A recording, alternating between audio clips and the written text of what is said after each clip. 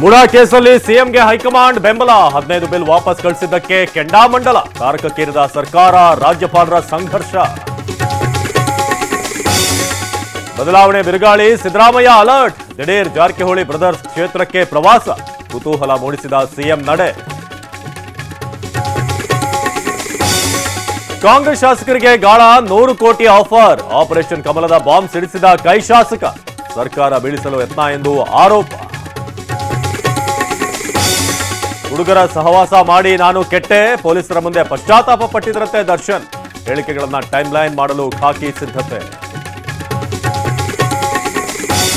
ಸರ್ಕಾರಿ ನೌಕರರ ಮನಗೆಲ್ಲಲು ಕೇಂದ್ರದ ತಂತ್ರ ಏಕೀಕೃತ ಪಿಂಚಣಿ ಯೋಜನೆಗೆ ಅಸ್ತು ಎನ್ಪಿಎಸ್ ಬದಲು ಯುಪಿಎಸ್ ಆಯ್ಕೆಗೆ ಮುಕ್ತ ಅವಕಾಶ ಅಕ್ಟೋಬರ್ನಲ್ಲಿ ಶಾಂಘೈ ಸಹಕಾರ ಶೃಂಗಸಭೆ ಪಾಕಿಸ್ತಾನಕ್ಕೆ ಬರುವಂತೆ ಪ್ರಧಾನಿ ಮೋದಿಗೆ ಆಹ್ವಾನ ಪಾಕ್ ಆಮಂತ್ರಣ ಮೋದಿ ನೋ ಅನ್ನುವ ಸಾಧ್ಯತೆ